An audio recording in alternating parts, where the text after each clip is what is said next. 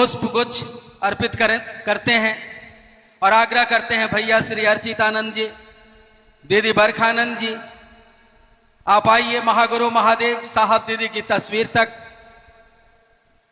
हम सभी आपके साथ जहां हैं वहीं से बैठे बैठे हृदय से पुष्प गुच्छ का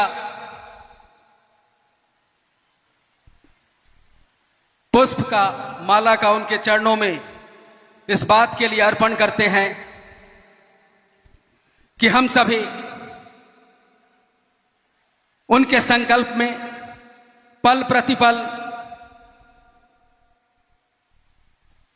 हृदय से चलते रहें और उनके संकल्प की स्थापना पल प्रतिपल हमारे हृदय में और मजबूती से होता रहे।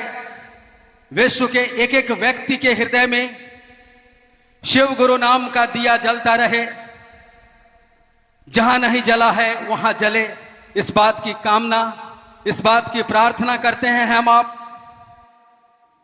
आप सभी अपने वरेण्य गुरु भ्राता साहब श्री हरिंद्रानंद जी, दीदी मां नीलमानंद से आशीर्वाद की कामना करते हैं कि हम सबों का जीवन शिव गुरु नाम की स्थापना को अर्पित हो। इतना संबल दीजिए गुरुदेव, आशीर्वाद दीजिए साहब और दीदी।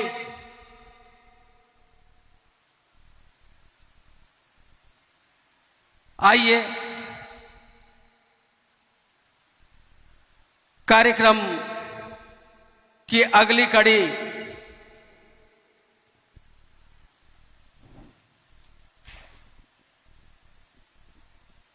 में हम भजन सुनेंगे और इस भजन के बाद हम भैया श्री अर्चित आनंद जी को सुनेंगे। यहां से लेकर कुछ जाइए, उत्साह लेके जाइए, संबल लेके जाइए साहब दीदी का, और दूसरे के हृदय में शिव गुरु नाम का दिया ईमानदारी से जला दीजिए। शेष धरती है, जैसे धरती का रस्म है उसे जी लेंगे हम। आइए भजन सुनते हैं। राजीव बान जी हैं,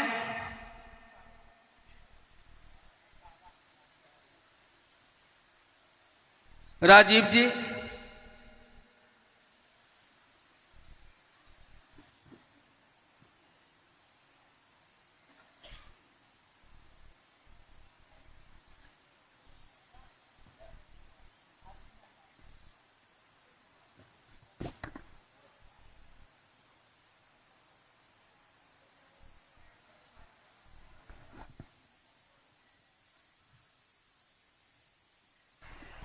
हेलो हेलो चेक।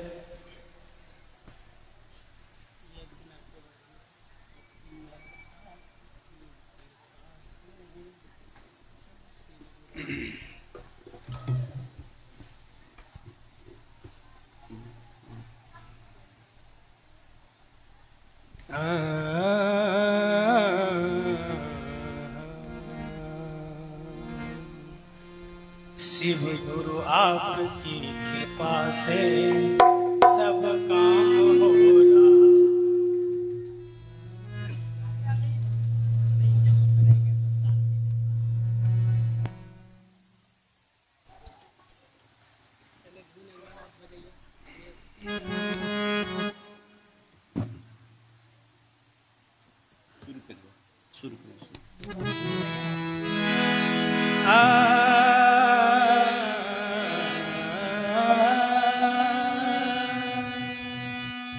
कहते सरस्वती ने स्वर दिया, गुरु ने दिया ज्ञान, माता पिता ने जन्म दिया, कर्म दिया भगवान।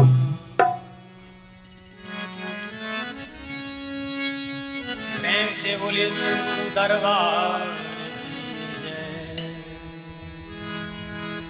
शिव गुरु आपकी कृपा से सब काम हो रहा है।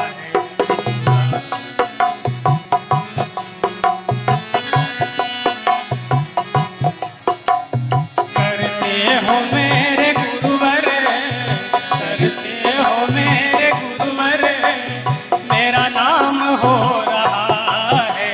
गुरु आपकी कृपा से सब काम हो रहा है। गुरु आपकी कृपा से सब काम हो रहा है।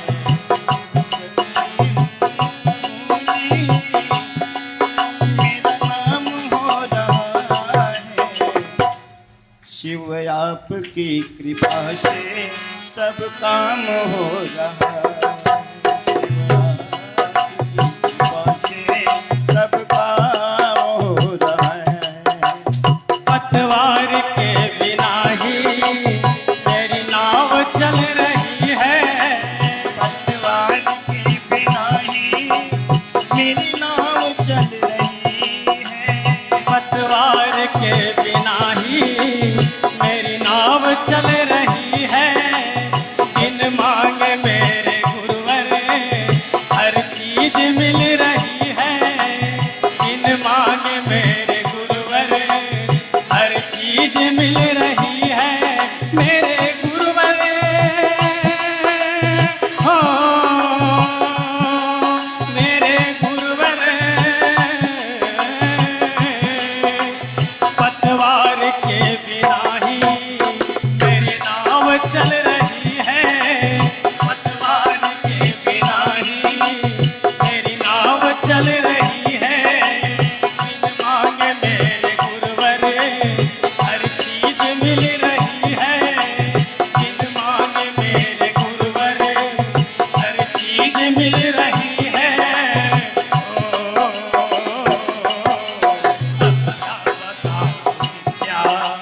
अब क्या बताऊं शिष्या, आराम हो रहा है। अब क्या बताऊं शिष्या, आराम हो रहा है। करते हैं मेरे गुरुवर, करते हैं मेरे गुरुवर, मेरा नाम हो रहा है। आपकी कृपा से सब काम हो रहा है। मेरा आपकी कृपा से सब काम हो रहा है।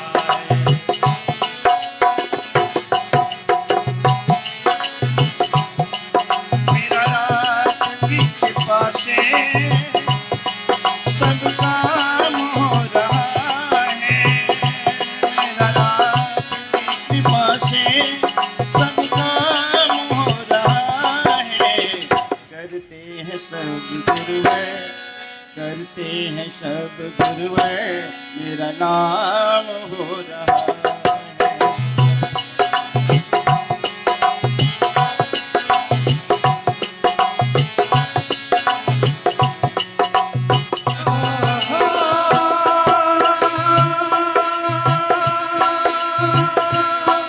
मेरे भोले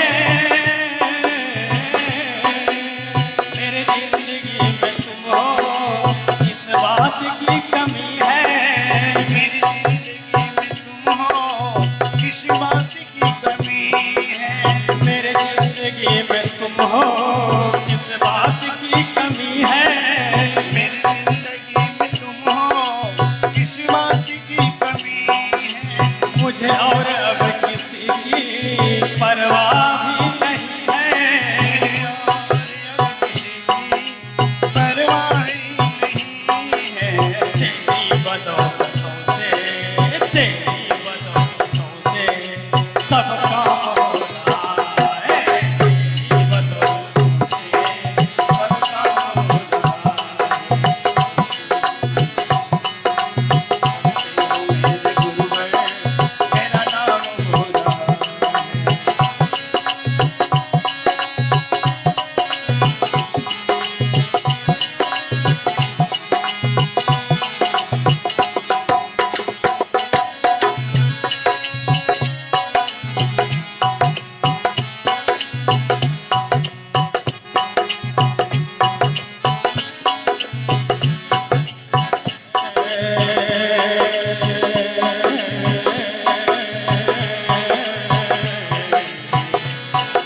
दुनिया में होंगे लाखों, तेरे जैसा कौन होगा।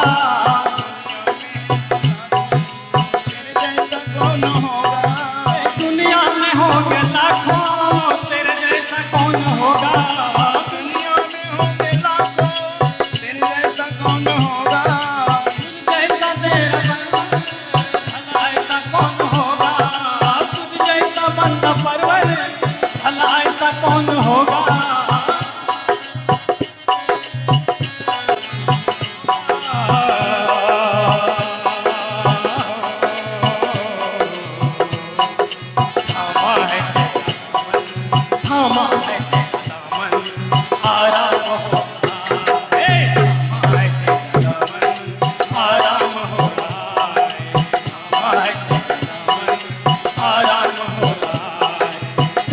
रहे हो मेरे भोले, कर रहे हो मेरे भोले, मेरा नाम हो रहा है, मेरा आपकी कृपा से सब काम हो रहा है, गुरु आपकी कृपा से सब काम हो रहा है, गुरु आपकी कृपा से सब काम हो रहा है, गुरु आपकी कृपा से सब काम हो रहा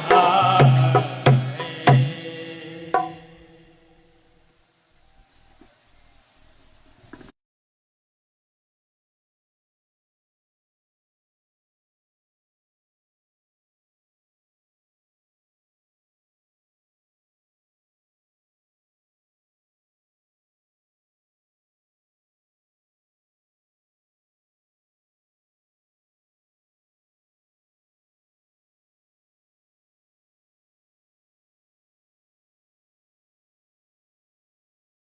अनुक्रमणिका के अनुसार हम चलते हैं साहब दीदी के संकल्प की स्थापना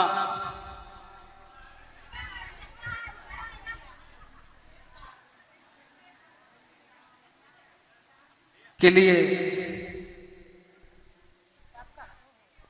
प्रार्थनारत हो हम सभी साहब दीदी के सानिध्य में।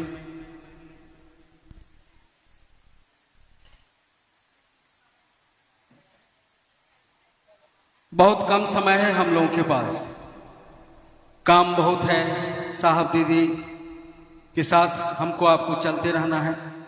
आइए हम आमंत्रित करते हैं अपने बीच भैया श्री अर्चित आनंद जी,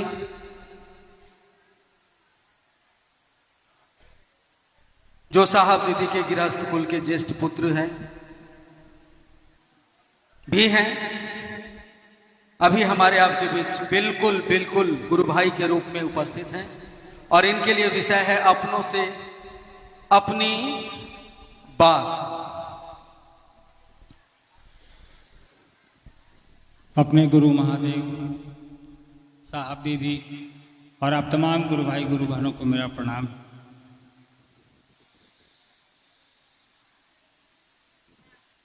चेन्नई में आयोजित इस अनौपचारिक बैठक मुलाकात, जो कह लीजिए आप इसको, क्योंकि यहाँ से एक हम लोग की आगे की यात्रा है, तो आप लोगों से मुलाकात करने का एक सौभाग्य प्राप्त हुआ हम लोगों को।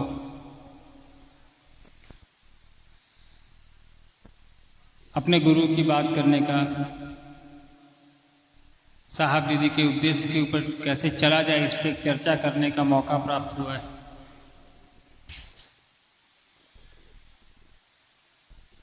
पूर्व में भी चेन्नई हम लोगों ने साहब के साथ यात्राएं की हैं। इधर काफी दिनों बाद चेन्नई में आने का मौका मिला। पहले एक चीज़ ये मुझे बताइए कि चेन्नई में जब साहब आए थे तो आप में से कितने लोग थे उस कार्यक्रम में? ज़्यादातर लोग थे। तो उस आयोजन में साहब क्या बता के गए थे, याद है? तो हम लोगों ने लगता है साहब की बात को साहब के जाते के साथ ही भुला दिया। अगर याद रहता तो हम लोग और बड़ी संख्या में गुरु भाई गुरु बहन मिल रहे होते किसी बड़े मैदान में। साहब ने कहा है 3 सूत्र हमको आपको करने को। तीनों सूत्र हम लोगों को पता है? तीनों सूत्रों की जानकारी है हम लोगों को? कितने सूत्र साहब ने बताए हैं? 3 सूत्र। इस 3 सूत्र को करने में हमको आपको किसी की आवश्यकता की जरूरत है क्या? किसी की मदद की जरूरत है क्या? है? साहब ने जो 3 काम करने को कहा है महादेव से जुड़ने के लिए, उसमें किसी की मदद की आवश्यकता हमको आपको तो नहीं, क्योंकि उसको करने में हमारा खुद का प्रयास जरूरी है। हम और आप जो प्रयास करेंगे वो 3 सूत्र के माध्यम से अपने गुरु के प्रति अपना जुड़ाव स्थापित करने के लिए। तो साहब ने ये बताया हमको, और उस पथ पे हम और आप चल रहे हैं। हमने देखा है कि पिछले 40 वर्षों से, जब से कमरे के बाहर साहब ने लोगों को बताना शुरू किया कि शिव मेरे गुरु हैं, आपके भी हो सकते हैं, लोगों को जोड़ना शुरू किया इस माध्यम से। तो जैसा थोड़ी देर पहले सोमेंद्र जी कह रहे थे ना कि साहब जब मधेपुरा से पटना आए तो 9 महीने तक किसी ने महादेव को गुरु बनाया ही नहीं। साहब कहते थे, कोई सुनता था, कोई नहीं सुनता था, कोई कहता था कि हम तो जानते हैं, लेकिन मानता नहीं था। सोमेंद्र जी ने वो दौर देखा, मैंने वो दौर देखा जब साहब मधेपुरा में मजिस्ट्रेट हुआ करते थे। तो उनका पुत्र होने के नाते ये सौभाग्य मुझे प्राप्त है कि मैंने शिव चर्चा के शुरुआती दिनों में उनके अपने गुरु के प्रति समर्पण को देखा है। अपने गुरु को स्थापित करने के लिए जनमानस में जो साहब दीदी ने संघर्ष कहिए, मेहनत कहिए, त्याग कहिए, वो किया है, उससे मैं रूबरू हुआ, उससे मैं परिचित हुआ हूँ, क्योंकि मैं उसी घर में रहता था।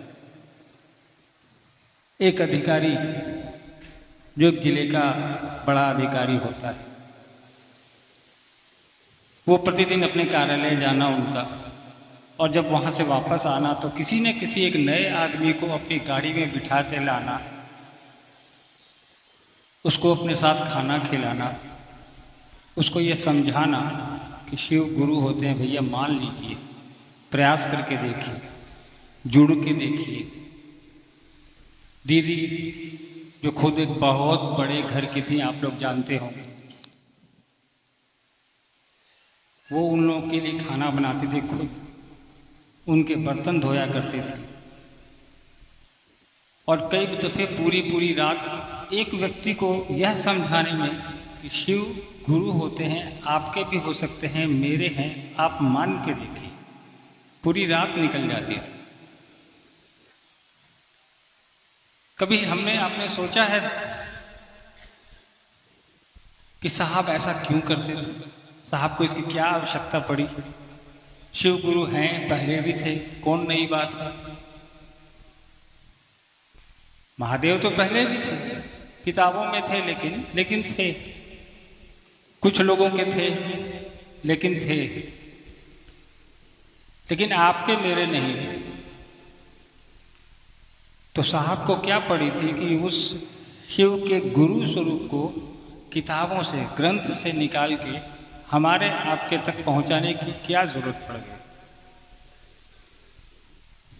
साहब की जीवनी जब कभी आप पढ़ेंगे या सुनेंगे, कोई आपको बताएगा या जानने का प्रयास करेंगे आप, तो आप देखेंगे कि साहब ने बचपन से, शुरुआती दिनों से अध्यात्म, धर्म, तंत्र, मंत्र, चमत्कार, इन चीज़ों पर अपना बहुत समय बिताया। काफ़ी चीज़ें सीखी उन्होंने, देखी। जीवन के शुरुआत के 20-30 साल साहब ने इसी में लगा दिया। कोई साधु आया तो उसके साथ हो लिए, कोई तांत्रिक आया उसके साथ श्मशान चले गए, जादू टोना सीखा, तंत्र मंत्र सीखा। तो साहब तो कहते थे कि इन चीज़ों को मैं सीखता था कि मैं लोगों पर अपना प्रभाव जमा सकूं, लेकिन कालांतर में, समय के साथ, जब इन चीज़ों में से साहब को ऊब होने लगी, चीज़ें ये समझ में आने लगी कि ये कुछ नहीं है सिवाय धोखा के। भगवान का रूप पकड़ के कोई आता है, कहता है मैं भगवान हूँ, बाद में पता चलता है कि वो प्रेत होता है। श्मशान घाट में साहब ने साधनाएं की, वर्षों तक की। बिहार के कई एक श्मशान में साहब गए, लेकिन उसके बाद जब साहब को यह अनुभूत हुआ, यह साहब को उद्घोषणा हुई जो साहब के अंदर बैठी, साहब ने स्वीकार किया, वही धीरे धीरे करके 3 सूत्र में परिवर्तित होकर हमारे आपके बीच आया। तीनों सूत्र की घटनाएं आप लोग को पता होंगी। जिसने भी साहब को सुना है, साहब ने बताया है कि वो 3 सूत्र उनको मिले कैसे और कब कब मिले। बाद में साहब ने क्या कहा? साहब ने कहा कुछ करने की जरूरत नहीं, बस यही 3 सूत्र करिए। साहब ने शिव के शिष्यों के लिए कोई बाध्यता नहीं रखी, कोई वर्जना नहीं रखी, कुछ भी नहीं रखा, कुछ भी नहीं कहा कि आप ये पहनिए, आप ये खाइए, आप ये उपवास करिए, आप ये पूजा करिए। पूजा करने से मना नहीं किया, लेकिन कहा कि शिव की शिष्यता में पूजा पद्धति से भिन्न है, ये अलग है, ये गुरु शिष्य की परंपरा है। साहब ने कहा कि तुम क्या खाते हो, क्या पहनते हो, कहाँ से आते हो, किस जाति के हो, किस धर्म के हो, क्या रंग है तुम्हारा, कोई रोक नहीं। तुम्हारी यही पात्रता काफी है कि तुमने धरती पे जन्म लिया है, तो तुम शिव के शिष्य हो सकते हो। और वो भी उस शिव की बात उन्होंने की जिसकी पूजा हम और आप हजारों साल से करते आ रहे हैं। किताबों में है, ग्रंथों में है, वेदों में है, हर जगह लिखा हुआ है। जिसने भी पढ़ा होगा, सुना होगा, वो जानता है।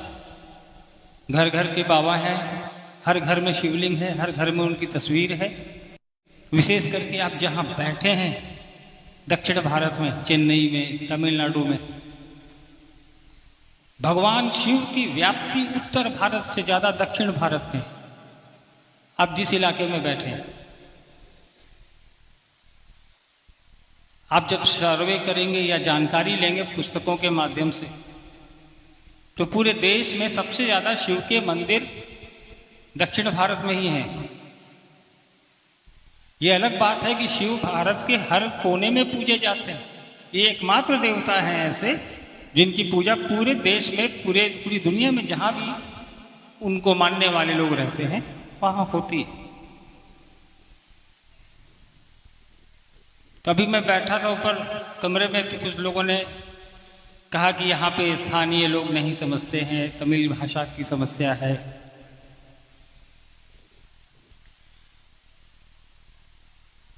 तो लोग सुन भी लेते हैं तो फिर चर्चाओं में नहीं आते हैं। स्थानीय जो तमिल भाषी लोग हैं शिव को गुरु मान तो लेते हैं लेकिन चलते नहीं हैं।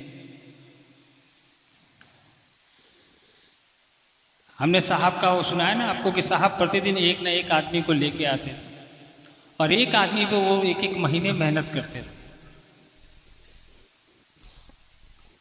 और आज देखिए साहब ने कई लोगों को शिव का शिष्य बनाया। साहब को किसने बनाया?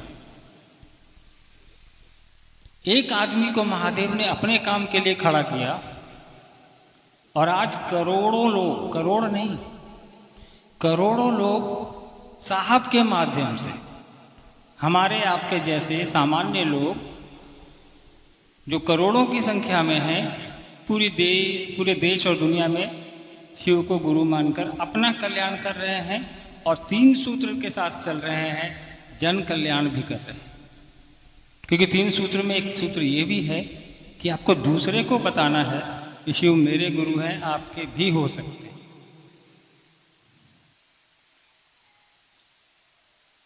पहला सूत्र में, दूसरा सूत्र में, तीसरा सूत्र, ये तीनों सूत्र ऐसे हैं जिसमें हमको आपको कोई अपनी व्यवस्था नहीं बदलनी, अपना काम नहीं बदलना है, अपना क्षेत्र नहीं बदलना है। साहब ने कहा कि जो जहाँ है, जिस स्थिति में है, जिस परिस्थिति में है, वो वहीं से महादेव का ये काम कर सकता है। तो आवश्यकता है हमको आपको साहब और दीदी के बताए हुए इन चीज़ों पर अमल करने की। हम लोगों को अपना दिमाग नहीं लगाना है, क्योंकि ये चीज़ जिसने हमको दी है, आपको दी है, उसने 30 साल की अपनी मेहनत का निचोड़ हमको आपको ला के दिया। उन्होंने नहीं कहा कि भक्ति करिए, उन्होंने नहीं कहा कि आप मंदिरों में जाइए, रोका भी नहीं लेकिन कहा भी नहीं। उन्होंने ये सब चीज़ें हमारी आपकी इच्छा पर छोड़ दी। उन्होंने नहीं कहा कि आप ये चीज़ करना है तभी शिव के शिष्य बनेंगे आप। दीक्षा के लिए कोई पद्धति नहीं बताई इसमें, कहा कि दीक्षा की आवश्यकता ही नहीं, नमः शिवाय करने को बोला, नमः शिवाय से प्रणाम करना है। ये एक ऐसा मंत्र है जो शिव का मंत्र है, पंचाक्षर मंत्र है, कोई भी बोल सकता है, कोई भी इसका नमन कर सकता है, कोई भी इस माला पे कर सकता है, उंगली पे कर सकता है, श्वास पे कर सकता है। साहब ने पद्धतियाँ बनाई हैं। जब आपको साहब को सुनना है यूट्यूब पे, फेसबुक पे, कहीं भी, या जिसने इस प्रत्यक्ष सुना है वो जानता होगा साहब ने क्या पद्धतियाँ बताई। हाँ, कुछ चीज़ें हैं जिस पर हमको आपको ध्यान देने की ज़रूरत है।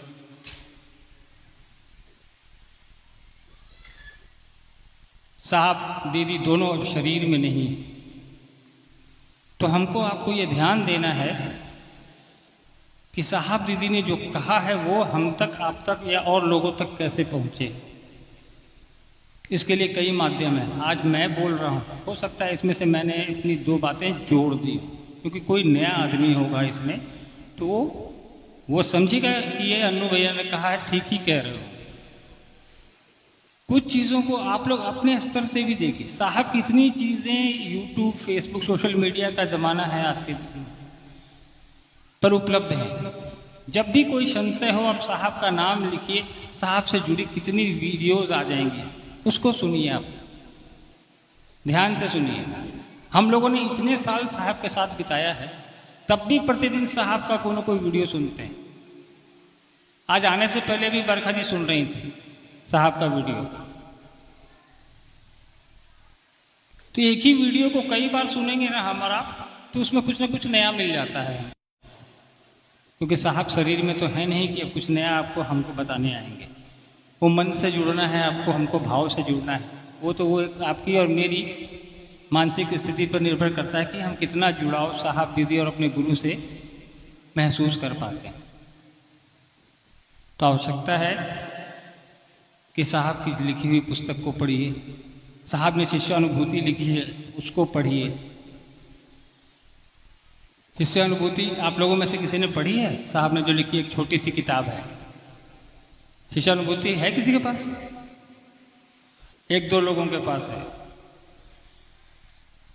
अभी यहाँ 2-4 जाने से पहले हम लोग यहाँ स्थानीय लोग को दे के जाएंगे, लीजिएगा और उनसे पढ़िएगा उस किताब को।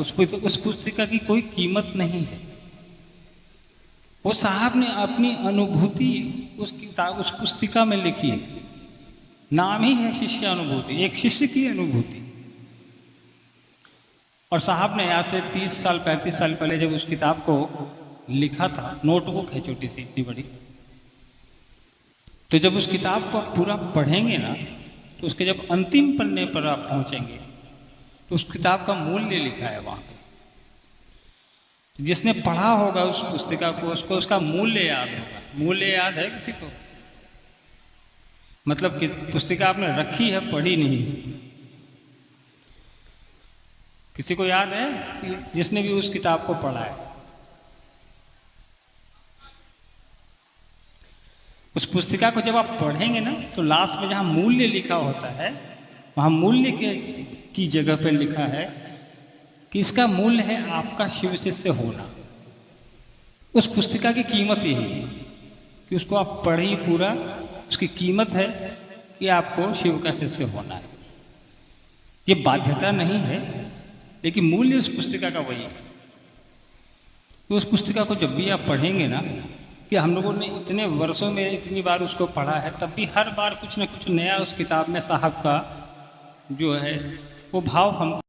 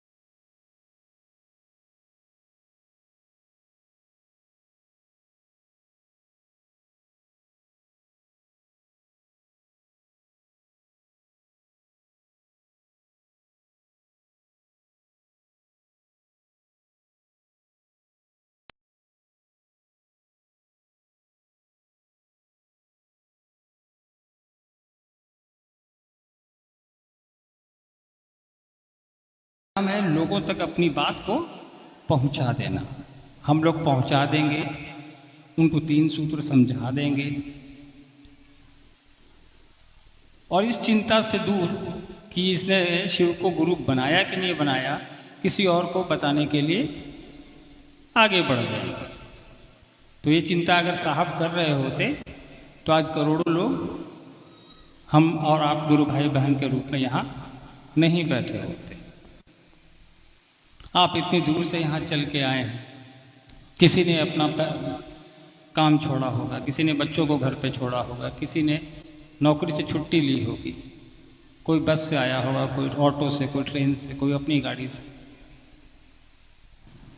सबने समय निकाला यहाँ तक आने के लिए कि रांची से लोग आ रहे हैं, उनसे बात करेंगे, उनसे सुनेंगे, उनसे कुछ समझेंगे या अपनी बात उनको सुनाएंगे। यही मंशा है और क्या हो। आप अपने गुरु की बात करने और सुनने आए, आप अपना पैसा लगा के यहाँ तक आए। ये कोई राजनीतिक बैठक तो है नहीं, आध्यात्मिक बैठक। आध्यात्मिक बैठक में आप अपने भाव से, अपने मन से, अपनी इच्छा से यहाँ तक पहुँचे। ये बताता है कि आपका अपने शिव के प्रति, अपने गुरु के प्रति एक आपके अंदर जिज्ञासा है, कि अंदर भाव है कि नहीं चलते हैं, गुरु भाई बहन आएंगे, महादेव की बात होगी, मिलेंगे, बैठेंगे, महादेव की बात करेंगे, कुछ सुनेंगे और कुछ सुनाएंगे। तो इस प्रवृत्ति को हम लोग को बचा के रखना है, इसको बढ़ाने की आवश्यकता है। साहब ने यही कहा कि बेमन सही सही, अगर इच्छा नहीं भी है, किसी ने के कहने पर हम यहाँ आ गए हैं, तो भी अगर बार बार अगर आएंगे जाएंगे तो बगैर इच्छा के भी शिव के गुरु स्वरूप को से जुड़ने का प्रयास करेंगे, अनिच्छा से भी प्रयास करेंगे, तो वो धीरे धीरे वो चीज़ें फलीभूत होती हैं।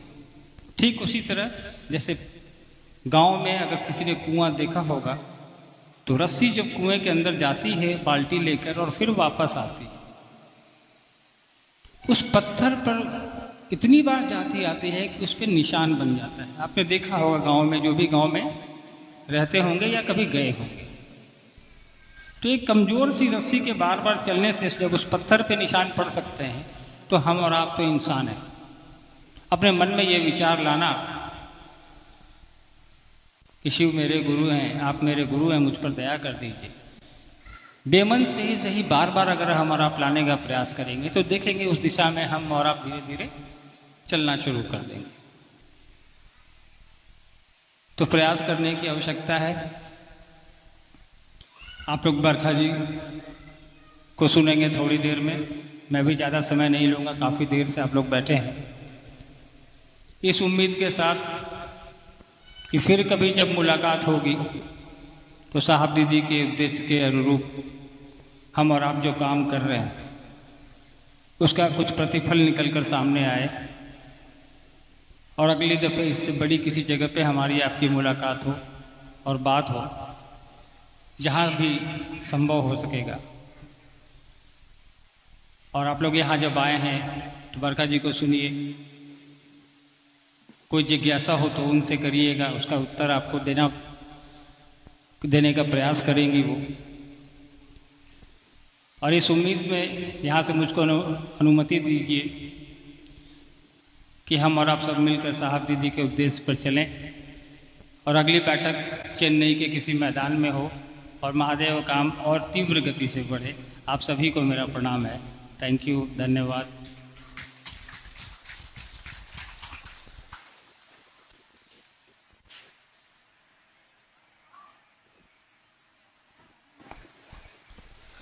अभी हम लोग भैया अर्चितानंद जी को सुन रहे थे, आगे भी सुनते रहेंगे इनको।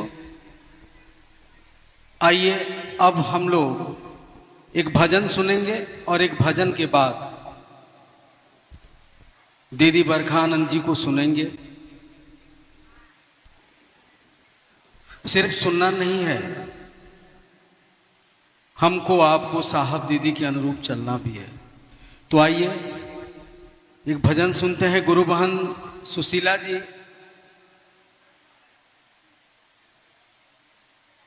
सुशीला चुलाई जी हैं, उनसे आग्रह है आप तक आवाज जा रही हो तो आप आइए।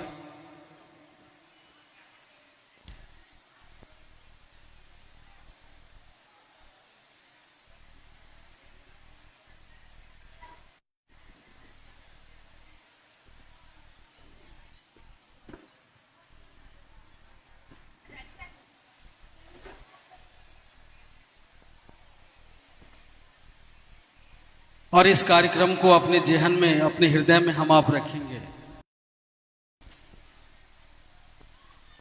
जिंदगी की हर मुलाकात बड़ी कीमती मुलाकात होती है।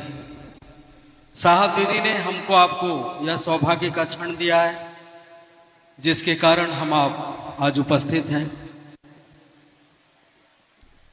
गुरु शिव के सहारे हमारी आपकी जिंदगी कटे, इससे सुंदर इस धरती पे कुछ भी नहीं हो सकता। आइए भजन सुनते हैं, इसके बाद सुनेंगे दीदी बरखा आनंद जी को।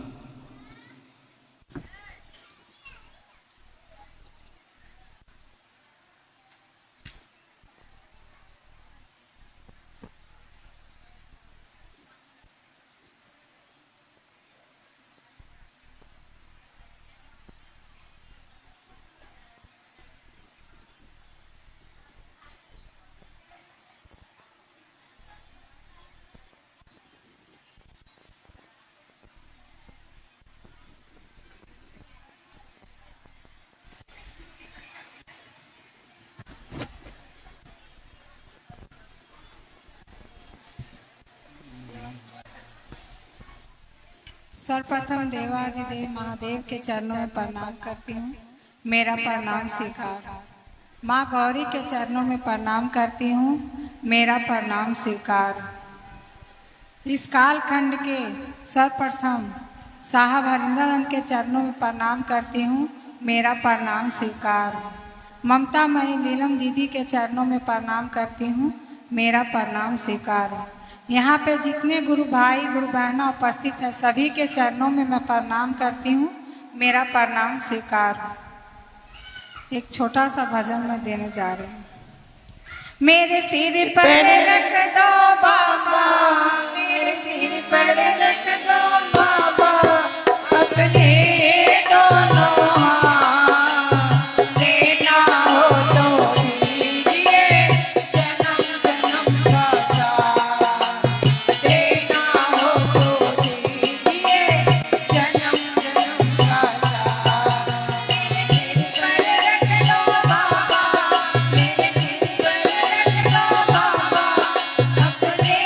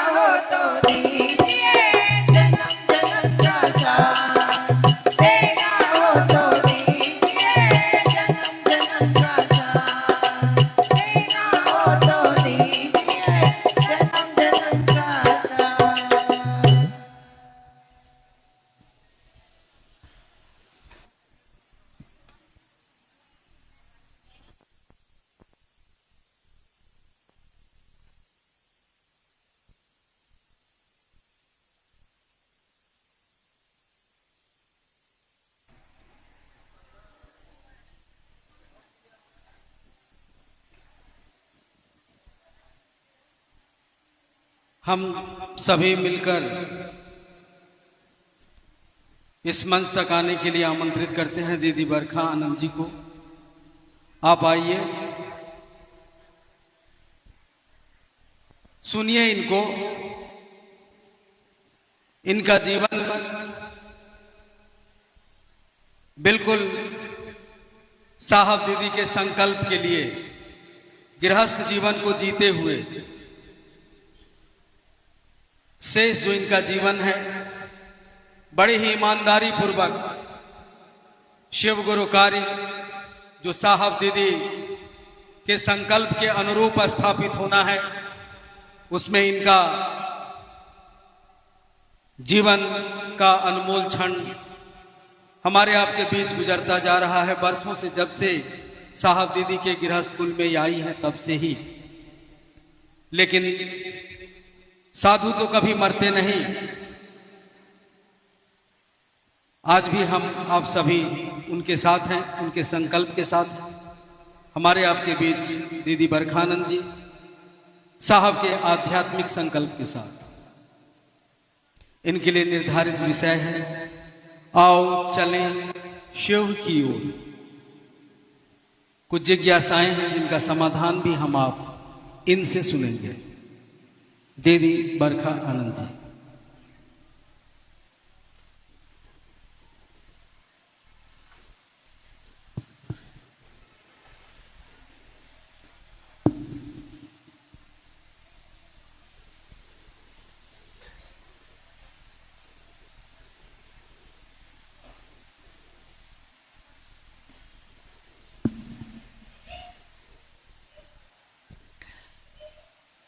मेरे गुरु महेश्वर शिव को मेरा प्रणाम है।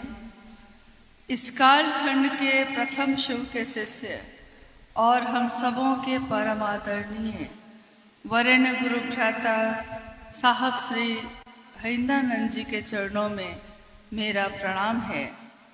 शक्ति स्वरूपा माँ नीलमानंद जी के चरणों में मेरा प्रणाम है। और चेन्नई के इस हॉल में उपस्थित, इस संगोष्ठी में उपस्थित आप सभी गुरु भाई गुरु बहन के चरणों में मेरा प्रणाम है।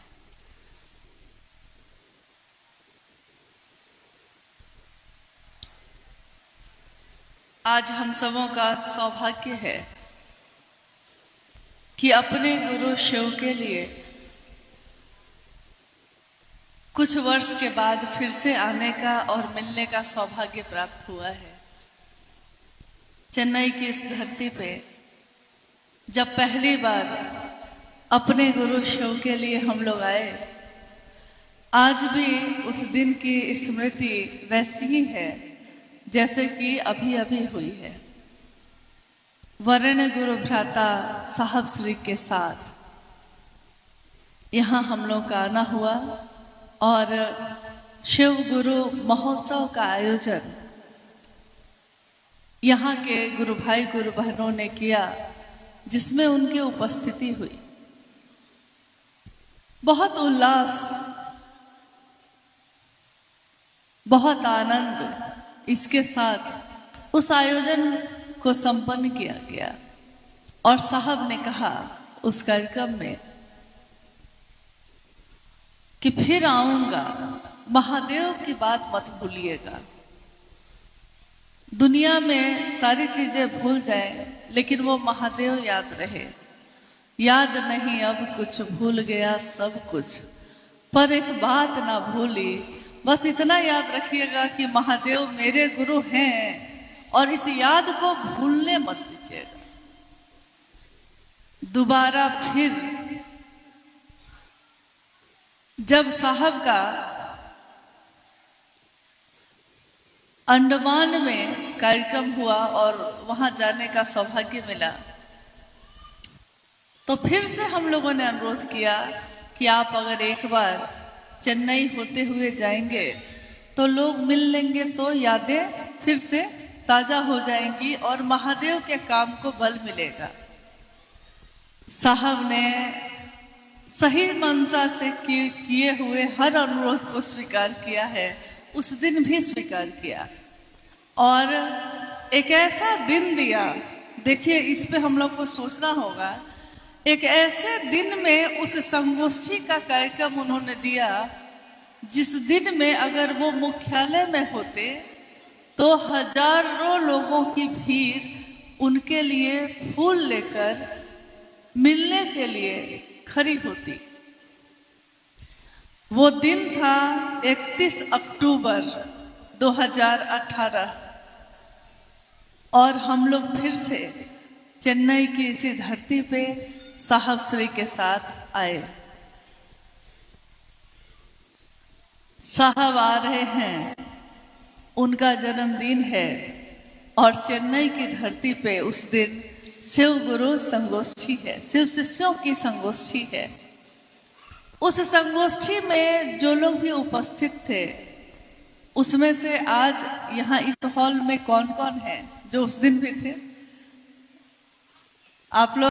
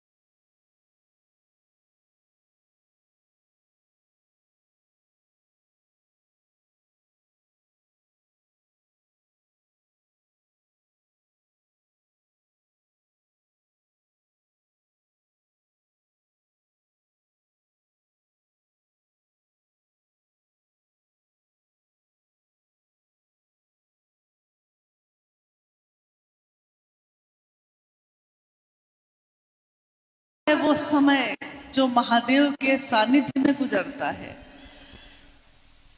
उस पल को फिर हम नहीं जी सकते जो उस दिन हमने जिया था उनके साथ। किनके साथ? जिनकी बात अभी सुबह से आप सुन रहे हैं। शिव हजार सालों से, हजारों साल से शिव हैं, महादेव हैं। महादेव की कथा का प्रचलन है, हजारों सालों से है। महादेव के अनेक स्वरूप हैं जिसकी पूजा का प्रचलन भारतवर्ष में ही नहीं पूरी दुनिया में है। लेकिन महादेव हमारे आपके दिल में नहीं धड़क रहे थे, हमारे घर में नहीं थे। वो मंदिरों में तो थे, तस्वीरों में थे, शिवलिंग में और मूर्तियों में थे, लेकिन हमारे जीवन में नहीं थे। भगवान थे, मेरे अपने नहीं। भगवान मतलब होता ही है जो सबका हो। और साहब ने बड़ी महत्वपूर्ण बात कही। उन्होंने कहा कि जो सबका होता है वो किसी एक का नहीं होता, क्योंकि जो सबका होता है उसकी परवाह कोई नहीं करता। मेरा होगा तो हम परवाह करेंगे, लेकिन सबके हैं आप तो हम सोचेंगे कि सब तो है आपके लिए, हम क्यों, सिर्फ हम क्यों। और साहब ने कहा कि महादेव सबके हैं, इसीलिए किसी एक के नहीं हो पाए। सबसे पहली पंक्ति उन्होंने यही कही कि महादेव का जो भी ध्यान आता है उस महादेव का वही ध्यान करिएगा और कहिएगा, हे शिव आप मेरे गुरु हैं, मैं आपका शिष्य हूं, मुझ शिष्य पर दया कर दीजिए। जैसे ही मेरे नाम की घोषणा होती है, आपके नाम की घोषणा किसी ने की होगी कभी, आपने भी बहुत लोगों के नाम की घोषणा की होगी। उस समय को, उस क्षण को याद करिए, जिस समय किसी ने आपसे कहा होगा कि आज से और अभी से ये गुरु भाई या ये गुरु बहन, इन्होंने महेश्वर शिव को अपना गुरु बनाया है, इनके नाम की घोषणा शिव के अंतरिक्ष साम्राज्य में दर्ज हो। और कुछ लोगों ने जय घोष किया, कुछ लोगों ने कहा, जागा जागा महादेव। ये पंक्ति जैसे गूंजी होगी, आपकी अनुभूति होगी, क्योंकि हमारी भी है, बहुतों की है, कि लगा होगा उस क्षण में कि जैसे कुछ हुआ है, कोई बात प्रवेश कर रही है दिल में, दिमाग में नहीं। कोई बात ऐसी हुई है अभी अभी जो सीधे मेरे दिल में प्रवेश कर रही है, और हमारा मन और शरीर रोमांचित हो गया है, कुछ क्षण के लिए ही सही, लेकिन हुआ होगा आपके साथ। यानी ये विचार जो हमारे मन में प्रवेश किया है, इस शरीर में जो मन और दिल और दिमाग रहता है, उसमें उसने कुछ संचरित किया है, कुछ प्रवेश हुआ है हमारे अंदर। क्या हुआ है, ये इन आंखों से दिखाई नहीं दिया, इन आंखों से वो नहीं दिखा। बहुत ऐसी चीजें हैं जो आंखों से दिखाई नहीं देती, लेकिन उसके कारण हमारा आपका जीवन चलता है। बहुत ऐसी चीजें हैं। अब आप बताइए, हमारे रिश्ते हैं जगत में, हम आप जीवन में हैं, जन्म लिए हैं, तो माँ बाप होंगे, माँ बाप से रिश्ता है। कौन सा रिश्ता है? सिर्फ बोली का है या भाव का है? ज्यादातर लोगों का भाव का ही होता है, पिता का भाव, माँ का भाव, और इधर से पुत्र का भाव या पुत्री का भाव। यानी लौकिक जगत में भी जितने भी रिश्ते होते हैं, रिश्ते तभी टिकते हैं जब उसमें भाव शामिल हो। जब लौकिक रिश्ते भाव पे बनते हैं और अगर भाव नहीं हो तो टूट जाते हैं, तो पारलौकिक रिश्ता के लिए बिना भाव के ही संभव होगा? शुरुआत में तो भाव नहीं होता है, धीरे धीरे होगा। लेकिन धीरे धीरे कैसे होगा? हम करेंगे क्या? हम सिर्फ वो काम करें जो वरेण्य गुरु भ्राता साहब श्री ने कहा है, क्योंकि किसी व्यक्ति ने कहा है इसके लिए नहीं, शिव के शिष्य ने कहा है इसके लिए हमको आपको करना है। सपना जी बैठ जाइए, बैठ जाइए, क्योंकि बहुत कम समय है हम लोग के पास भी और आपके पास भी। जब से हम लोग बैठे हैं, इतने ही लोगों में कितने लोग आपस में बात कर रहे हैं। उस दिन भी कर रहे थे, जिस दिन साहब उस हॉल में बैठे थे, और उस दिन भी साहब ने एक बात कही थी, पता नहीं आपको याद है कि नहीं है, याद होगा। उन्होंने कहा था कि मैं कहूं कि चुप हो जाओ और तुम चुप हो जाओगे, सन्नाटा हो जाएगा, कहीं कोई आवाज नहीं होगी। सन्नाटा बाहर की चीज है और शांति अंदर की चीज है। बाहर से चुप कराया जा सकता है, लेकिन जब तक आपके मन में हलचल होगी, बाहर भी आप हलचल में ही रहिएगा। लगातार आप किसी न किसी से बात करिएगा, किसी की तरफ देखिएगा, क्योंकि आपका मन भी हलचल में है। तो मन हलचल में है तो उसका असर शरीर पे भी है। हम लोग बात कर रहे थे कि आज जो हम लोग बैठे हैं यहाँ, हम लोग अपने जीवन में बहुत कुछ करते हैं। कितने संबंध हैं हमारे, पति से, माँ से, पिता से, बेटा से, सास ससुर से, भाई से, बहन से, दुश्मन से, दोस्त से, कितने रिश्ते हैं। हर रिश्ते को हम निभाते हैं, बहुत ऐसे भी रिश्ते हैं जिससे हम कोई उम्मीद नहीं रखते। हम नहीं सोचते कि वो मेरे लिए करेगा, इसलिए हम उसके लिए करें। मेरा बेटा बीमार हो गया और रात भर बुखार में है। हम माँ हैं, रात भर उसके सिरहाने बैठे हैं। आपके साथ हुआ होगा, आप बैठे होंगे। क्या सुबह जब आप पूरी रात आप जगे रह जाते हैं, आपके मन में एक बार भी ये विचार आता है कि बहुत एहसान किया मैंने उसके लिए? नहीं आता है। मेरा बेटा है, हम नहीं जगेंगे तो कौन जगेगा? मेरे पति भूखे आए हैं, आधी रात हो गई है, आंख बंद हो रही है, बुखार लगा हुआ है, लेकिन हम रोटी नहीं खिलाएंगे तो कौन खिलाएगा? मेरे पति है ना। मेरी पत्नी है, दुख में है, उसका आंसू हम नहीं पोंछेंगे तो कौन पोंछेगा? मेरी पत्नी है ना। मेरी मेरी मेरी, यानी जो शब्द में मेरा लगा है उसकी परवाह हम करते हैं, और जिसमें नहीं लगा है उसकी परवाह नहीं करते। साहब ने इतना ही कहा। उस शिव को कहना, हे शिव आप मेरे गुरु हैं। पहला सूत्र, मेरा नहीं होगा तो आगे के दोनों सूत्र भी हल्के हो जाएंगे। जब आप मेरे ही नहीं हैं तो हम आपकी बात क्यों करेंगे? और जब आपकी बात ही हम नहीं करेंगे तो आपको मेरा मन प्रणाम क्यों करेगा? नहीं करेगा।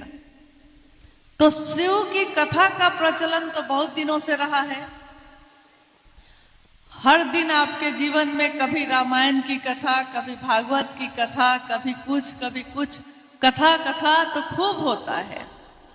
क्या आज तक के इतिहास में किसी ने कहीं पे पढ़ा या लिखा या सुना है कि चर्चा, शिव चर्चा, ये कभी सुना था किसी ने?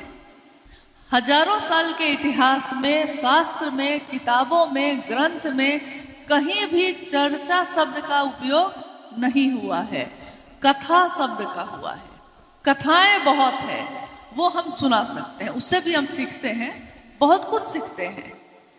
लेकिन चर्चा यानी बात, हम करें और आप सुनिए, आप करिए और हम सुने, यानी शिव की चर्चा शुरू होती है एक व्यक्ति से, लेकिन धीरे धीरे वो चर्चा परिचर्चा में बदल जाती है। यानी हम बोलते हैं, आप सुनते हैं, आप बोलते हैं, हम सुनते हैं, दोनों तरफ से अब ये हो रहा है। और इसमें क्या होता है, जिसकी बात हम सबसे ज्यादा करते हैं वही हमको नींद में भी दिखाई देता है, ध्यान में भी वही आता है और नींद में भी वही दिखाई देता है। जैसे हमारे आपके घर में हमेशा ऐसा होता है, देखिएगा कि अक्सर शाम के समय में कोई ना कोई भूत प्रेत की बात शुरू कर देगा। हमेशा ऐसा हुआ है हम लोग के यहाँ। शाम में ही करेगा, पूरे दिन नहीं करेगा। शाम में जब अंधेरा हो रहा है उसी समय ऐसा हुआ, ऐसे हम आ रहे थे तो ऐसी घटना हुई, फिर हम डर गए, एक छाया थी, मतलब ये सारी बात। और जो सुन रहे होते हैं वो लोग कहने लगते हैं, अभी मत बोलिए, रात में नींद भी नहीं आएगी। देखिए बात का कितना प्रभाव है। वो भूत दिखाई नहीं दे रहा है, उसकी बात हो रही है, शमशान, भयानक चीजों की बात हो रही है, लेकिन हम डर जाते हैं कि अभी रात में आप कह रहे हैं ये बात, सोएंगे तो नींद में भी वही दिखाई देगा। और दिखाई भी देता है। अचानक पता चलता है, सोए में कोई चिल्लाने लगता है, पकड़ो पकड़ो, भागो भागो चिल्लाने लगता है। यानी उसके मन पे दिन में जितनी बातें हुई हैं उसका इतना असर है कि रात की नींद में भी अभी तक वो उसी असर पे है।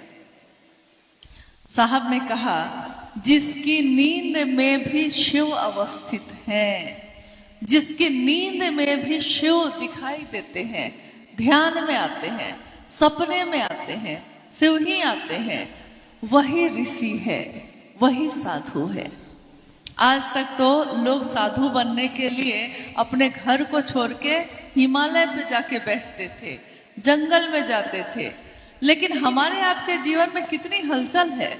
सुबह से रात तक व्यापार है, पति है, पत्नी है, बच्चे हैं, खाना बनाना है, बिजनेस करना है, नौकरी करनी है, सारे काम करने हैं।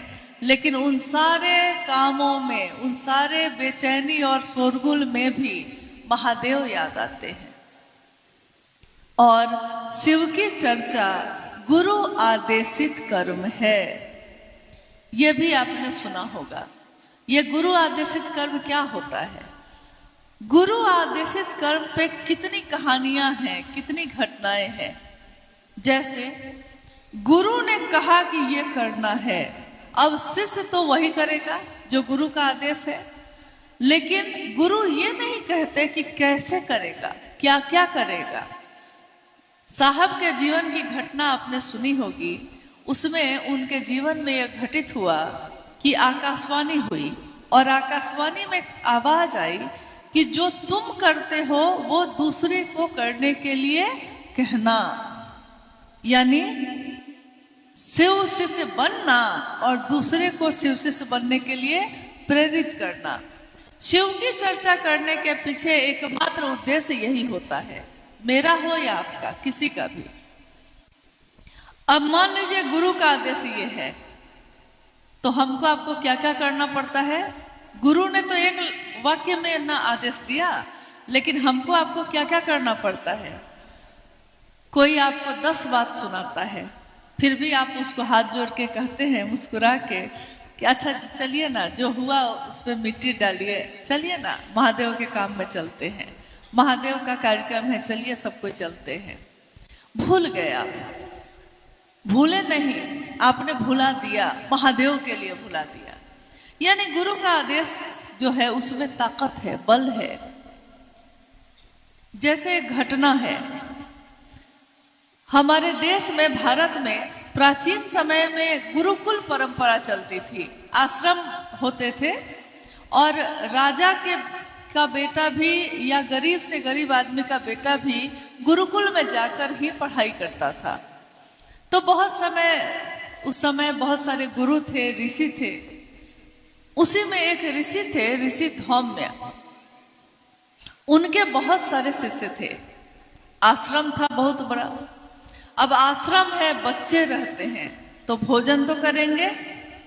तो उस समय तो इतनी व्यवस्था नहीं थी कि दुकान में जाइए और खरीद के ले आइए। तो आश्रम की जमीन होती थी। आश्रम की जमीन में अनाज लगे होते थे। एक रात, जैसे कल रात में चेन्नई में कैसी बारिश हो रही थी, बहुत हो रही थी और सुबह तक हो रही थी। तो आप में से बहुत लोग तो सोचे होंगे कि कैसे जाएंगे, और कुछ लोग नहीं भी आ पाए होंगे। इससे भी ज्यादा तूफानी रात थी वो, और खेतों में अनाज लगे हुए थे।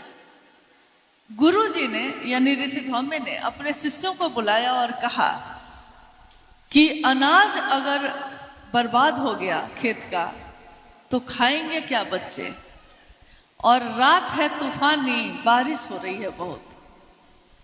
तो तुम लोग में से 2-4 आदमी जाओ और देखना कि मेर जो है वो टूटे नहीं। मेर जो खेत के किनारे वो टूट जाता है तो फिर पूरा पानी उसमें भर जाता है, टूटे नहीं। लोग चले गए, कुछ शिष्य चले गए। 2-4 घंटा के बाद बाकी सारे शिष्य तो वापस आ गए। एक शिष्य जो था उसका नाम था आरोनी। एक शिष्य वापस नहीं लौटा। देखिए, अब गुरु शिष्य की तलाश करते हैं। शिष्य ने गुरु का आदेश सुना और चला गया, लौटा नहीं। तो अब गुरु जी उसकी तलाश में निकले। आधी रात बीत गई। गुरु जी को चिंता हुई कि सारे लोग आ गए, मेरा एक बच्चा कहाँ है। तो जब वो खेतों पे पहुंचे तो उन्होंने देखा कि उनका शिष्य आरोनी एक जगह खेत की मेर टूट गई है और उसने अपने शरीर को ही वहां लेटा दिया है। मतलब वो लेट गया है, मेर के जगह पे वो खुद ही लेट गया है। ताकि पानी नहीं आए। बाकी सारे शिष्य लौट गए। गुरु जो है उनकी आंखों में आंसू आ गए। उन्होंने कहा, आरुणि तुम क्यों लेट गए, तुम्हें कुछ हो जाता। शिष्य ने कहा, आपका आदेश है कि मेर नहीं टूटनी चाहिए, तो तन मन धन, यही 3 चीजों से ना किसी भी रिश्ते की परवाह हम करते हैं। तो मन तो है, धन मेरे पास नहीं, लेकिन तन तो है। तो मन से कोशिश किया तो रुका नहीं, तो अब मेरे पास ये तन था, ये शरीर था, तो इस शरीर को ही लगा दिया। गुरु आदेश देते हैं कैसे करना है, अब शिष्य को करना है। तो वही शिव की चर्चा गुरु आदेशित कर्म है, लेकिन शिव की चर्चा शिव के लिए करनी है, अपने मनोकामना के लिए नहीं, या अपने सम्मान के लिए नहीं, या इसके लिए नहीं कि लोग मुझको जानेंगे कि फला दीदी फला भैया बहुत अच्छे हैं। हमको जान ही जाएंगे तो क्या होगा? क्या मेरी मौत नहीं होगी? क्या हम खत्म नहीं होंगे? मुझको लोग बहुत सम्मान दे ही देंगे तो क्या होगा? क्या महादेव का शिष्य होने से बड़ा सम्मान कोई दुनिया में दे सकता है? जब साहब हरिंद्रानंद जी ने और मां नीलमानंद जी ने शिव का शिष्य होने का मान दिया है, उस मान से ज्यादा ये दुनिया क्या दे सकती है? इससे बड़ी चीज नहीं हो सकती कुछ भी। तो इसकी कामना हम आप क्यों करें? नहीं करने की जरूरत है इसको। जो चीज खुद ही मिलेगी आपको, जो महादेव की बात करता है, दुनिया के लोग खुद ही उसको प्यार करते हैं, खुद ही उसका सम्मान करते हैं। अब है महादेव को प्रणाम करने की बारी। तो महादेव को प्रणाम करना यानी तीसरा सूत्र, मन ही ना प्रणाम करेगा। प्रणाम तो हम लोग बहुत लोगों को करते हैं, लेकिन मन का भाव शामिल नहीं होता। अब देखिए, ये तीनों सूत्र शिव को गुरु बनाने में सहायक हैं, यानी मदद करते हैं। लेकिन इन तीनों सूत्रों में पहला सूत्र भी बार बार दोहराया जाता है ताकि मन में भाव पैदा हो। दूसरे सूत्र में भी बार बार हम महादेव की बात करते हैं ताकि भाव पैदा हो। तीसरे सूत्र में बार बार महादेव को प्रणाम करते हैं ताकि शिष्यता के भावांतरण के लिए, शिष्य भाव के भावांतरण के लिए हमारा मन प्रणाम करे शिव को, इसके लिए करते हैं। अब आप कहिएगा कि हम तो करते हैं, हम 24 घंटे में 108 बार माला से भी जप करते हैं, हम अजपा जप सांस पे भी प्रणाम करते हैं, हम चर्चा भी करते हैं और हम दया भी मांगते हैं। लेकिन इन तीनों कामों को करने में अगर हमारे मन की संवेदना, हमारे मन की जो अनुभूति है, हमारे मन का जो एहसास है, जो भाव है, कुछ भी कह लीजिए उसको, अगर शामिल नहीं है, तब इसका परिणाम क्या होगा? काम तो हुआ लेकिन मशीन की तरह हो गया। जैसे मशीन में आप गाना बजा दीजिए, गाड़ी चलती है ना, तो मशीन ही है ना, टेप रिकॉर्डर जो लगा है उसमें गाना बजता है, हंसने वाला गाना बजता है तो हम लोग हंसने लगते हैं, दर्द वाला गाना बजता है तो आंखों में किसी की याद आ जाती है और आंखों से आंसू बहने लगते हैं। प्रेम का गीत होता है तो जिसको प्रेम करते हैं उसकी याद आ जाती है, जिससे प्रेम करिए उसकी याद आ जाती है। यानी हमारे मन पे उन चीजों का प्रभाव होता है, लेकिन उस मशीन पे कोई प्रभाव नहीं होता, जबकि उसी मशीन में ये गीत बजते रहते हैं। ये तीनों सूत्र हमारे द्वारा अगर किए जाते हैं और मशीन की तरह किए जाते हैं तो इसका कोई प्रभाव नहीं होगा। लेकिन अगर भाव है और बाकी कुछ भी नहीं है तो इसका बिल्कुल पूरा का पूरा वैसा ही प्रभाव होगा जैसा साहब श्री ने कहा है। ठीक वैसे ही जैसे हम अपने बेटी का ब्याह करें, हमारे बच्चों की शादी हम करते हैं ना, बेटी की शादी करे बहुत अच्छे घर में, मतलब बड़े घर में, खूब पैसा हो, बड़ी नौकरी हो, बड़ा बिजनेस हो, घर में सारी सुख सुविधा हो, सब कुछ उसको मिल जाए, वो आभूषण से लद जाए मेरी बेटी, और पति का भाव नहीं दे, तो उस बच्ची के लिए सारी चीजों का क्या अर्थ है? बहुत बड़ा घर, बहुत बड़ी गाड़ी और गहनों से भरी हुई अलमारी, उसके लिए क्या अर्थ होगा अगर पति का भाव नहीं देता है? तो जब लौकिक जीवन में हमारे साथ ऐसा होता है कि अगर हमारा भाई का भाव न दे तो दिल तड़पता है, दुखता है। मेरे साथ रहने वाला कोई मेरा मित्र का भाव न दे, मित्र बन के अगर कोई विश्वासघात कर दे तो जीवन भर हम इस पीड़ा से उबर नहीं पाते। यानी सारे कर्म कांड हैं लेकिन भाव नहीं है। अब महादेव की पूजा में हम क्या करते हैं? जल चढ़ाते हैं, बेलपत्र चढ़ाते हैं, फूल पत्ती फल मिठाई चढ़ाते हैं, सारे आयोजन हैं उसमें। शिव की चर्चा में हम दरी बिछाते हैं, माइक लगाते हैं, चर्चा करते हैं, सारे आयोजन किया है हमने, लेकिन मन में भाव नहीं। महादेव क्या ग्रहण करेंगे? ये जो दरी बिछाई मैंने वो, ये माइक लगा है वो, या हम लोग एक साथ यहाँ आके बैठे हैं और 1 घंटे बाद चले जाएंगे वो नहीं।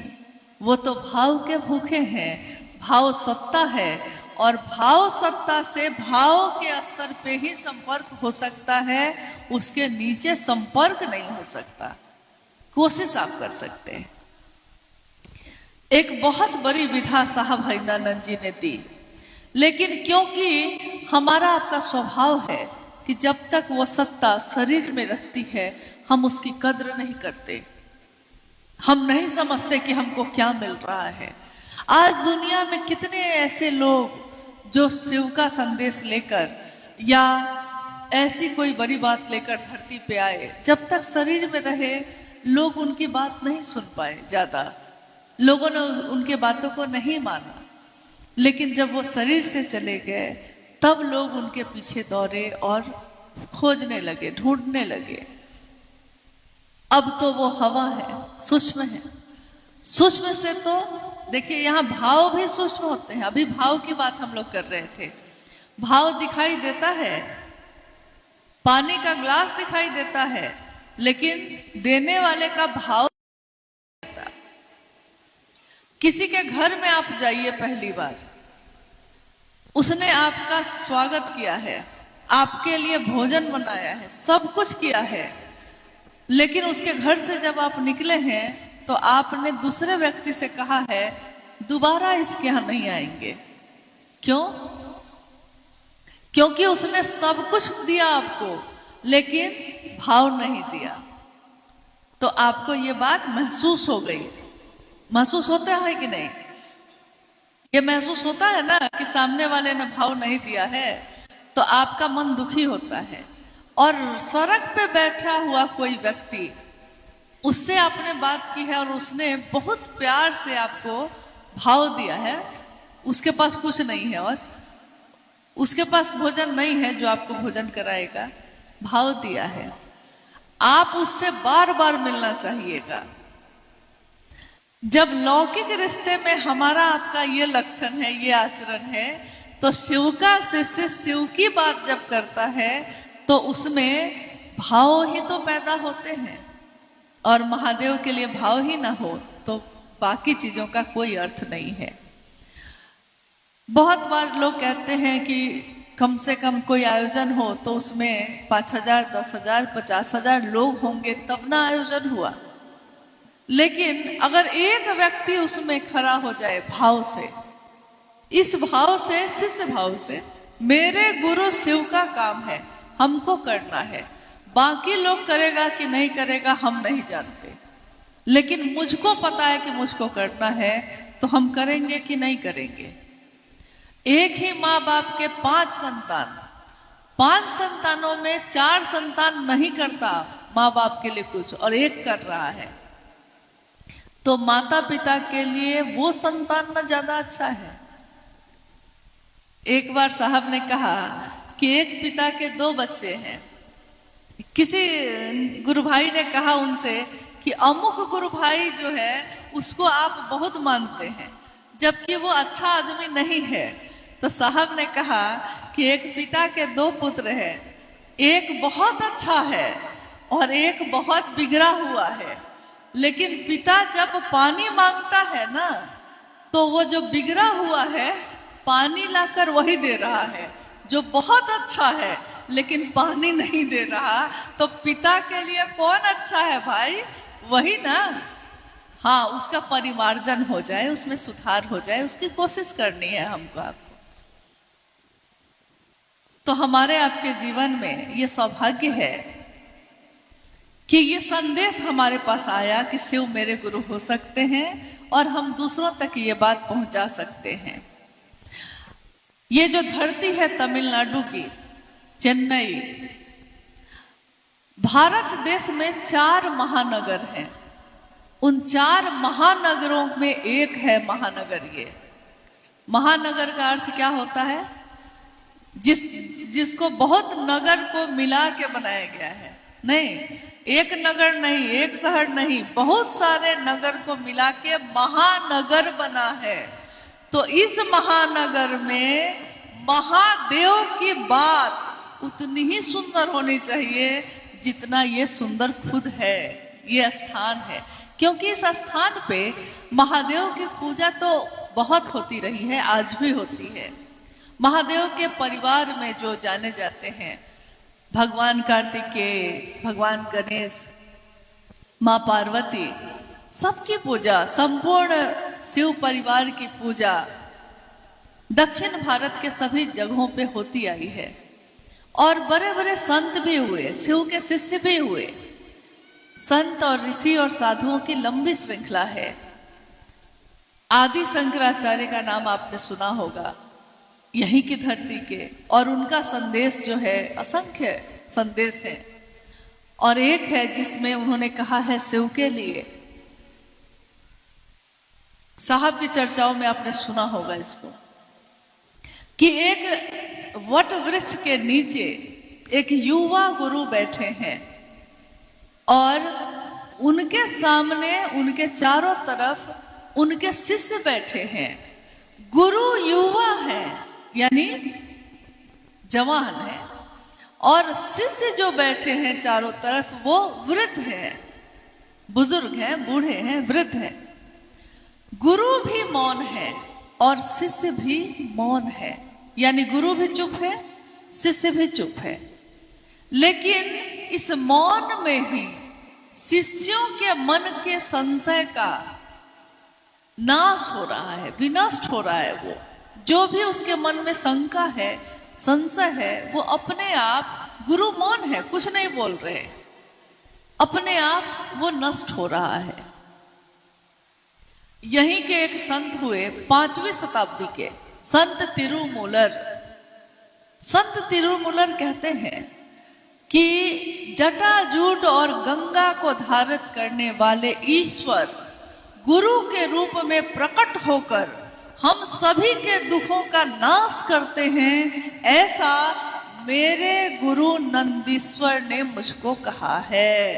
यानी यहाँ जिक्र आता है, जो हम कहते हैं भगवान शिव और नंदी जो कहते हैं, नंदीश्वर ने कहा है कि ऐसा जो ईश्वर है वो गुरु के रूप में प्रकट होकर हमारे दुखों का नाश करते हैं।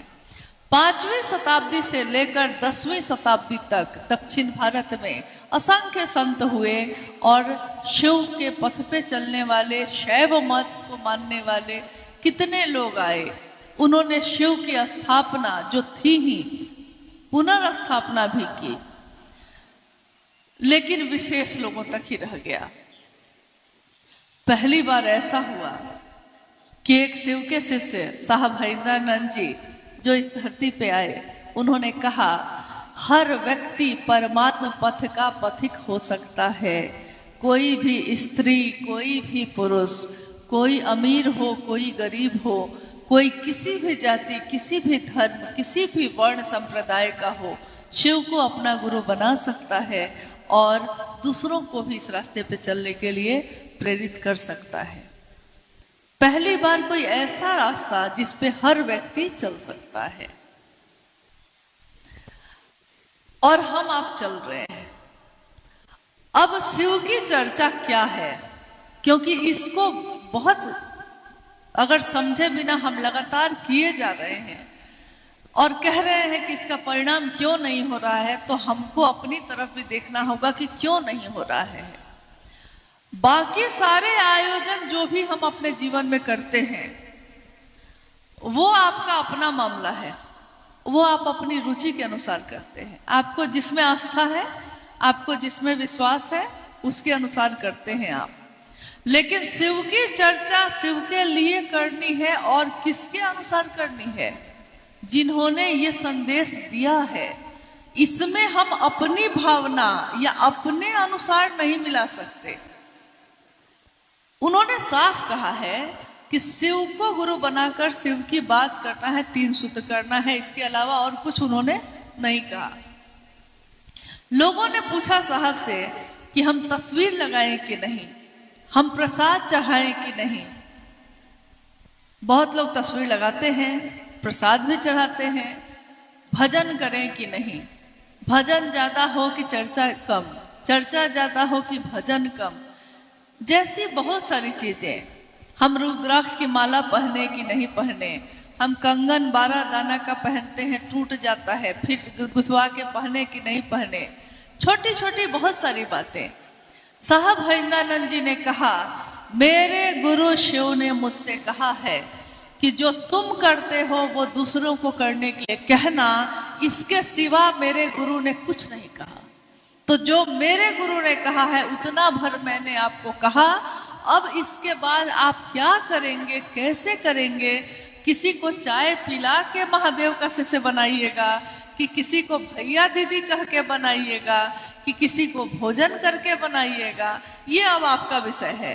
शिव का शिष्य बनाना है आपको, कैसे बनाइएगा ये अब आप जानिए। इसीलिए शिव की चर्चाओं में कोई नियम और कानून नहीं है, क्योंकि जगत गुरु शिव इसके गुरु हैं, तो नियम तो उन्हीं के चलेंगे।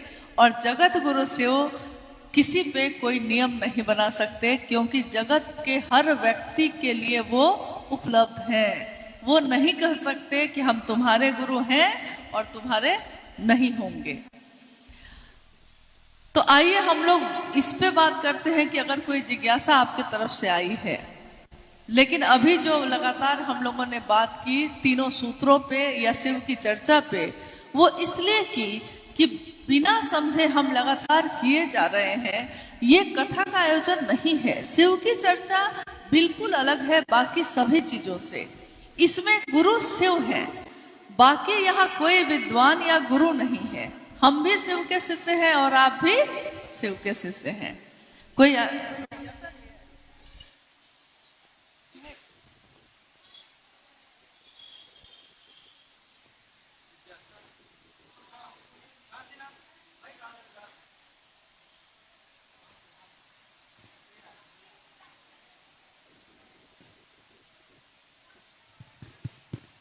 हेलो,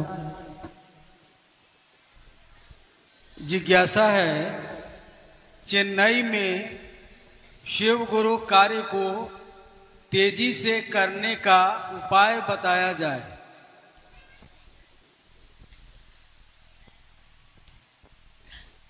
उपाय बताएंगे तो बुरा तो नहीं मानिएगा क्योंकि अपने दिल से जानिए दूसरे का हाल। उपाय जो मुझको आज तक अपने जीवन में लगा है, जो साहब और दीदी से समझा है, सीखा है, उन्होंने कहा है कि सामने वाले को शिव से जोड़ो और तुम हटो वहां से। खुद से मत जोड़ने लगना। खुद से जोड़ना मतलब कि महादेव का काम वहीं पे रुक गया, क्योंकि अब तो हम आपको अपने से जोड़ रहे हैं। मेरे साथ तो आप चलिएगा, हम भी आपके साथ चलेंगे, क्योंकि शिव की चर्चा तो सबका साथ चलने की विधा है। लेकिन रास्ता रोक के खड़े मत होइए किसी का भी। क्योंकि साहब हरिनंदन जी ने ऐसा नहीं किया। अगर उन्होंने रास्ता रोक दिया होता तो क्या संसार का कोई भी व्यक्ति दूसरा कोई शिव का शिष्य हो सकता था इस कालखंड में? क्योंकि उनसे ज्यादा तो न भाव है हमारे अंदर, न ज्ञान है, न समर्पण है और न एक निष्ठता है। एक निष्ठता मतलब महादेव का काम बढ़ेगा कैसे, इस पे हम लोग बात कर रहे हैं। एक निष्ठता और समर्पण किसी भी रिश्ते के लिए जरूरी है। कोई रिश्ता गहरा तब होता है जब हम लगातार उसके प्रति समर्पित होते हैं। समर्पण नहीं है, एक निष्ठा नहीं है, इसके लिए महादेव से दया मांगे हम लोग। किसी के रास्ते में खड़े ना हो, उसको जोड़ें और उसको आगे करें। आप तो हैं ही, आपकी जगह तो है ही बनी हुई, लेकिन दूसरा जो आया है, नया आया है, उसकी हालत वैसी है जैसे किसी नए नए पौधे की होती है। जैसे कहीं बिया लगा दिया आपने और उस बिये को अगर सींचिएगा नहीं तो पौधा निकलेगा उसमें से, और अगर पौधा निकल भी गया लेकिन सड़क पे छोड़ दीजिए उसको तो कोई भी जानवर आकर उसको चर के चला जाता है। कुछ दिन तक उसकी रक्षा करते हैं कि नहीं? कुछ दिन तक करते हैं। उसको घेरा बना के बांस से रखते हैं ताकि वो बचा रहे। तो कुछ दिन तक तो हमको, जिसको हमने जोड़ा है, कुछ दिन तक तो उसका साथ दीजिए ताकि उसमें मजबूती आ जाए, और जब मजबूती आ जाए तो फिर उसको छोड़िए, कहिए कि आप भी महादेव का काम करिए।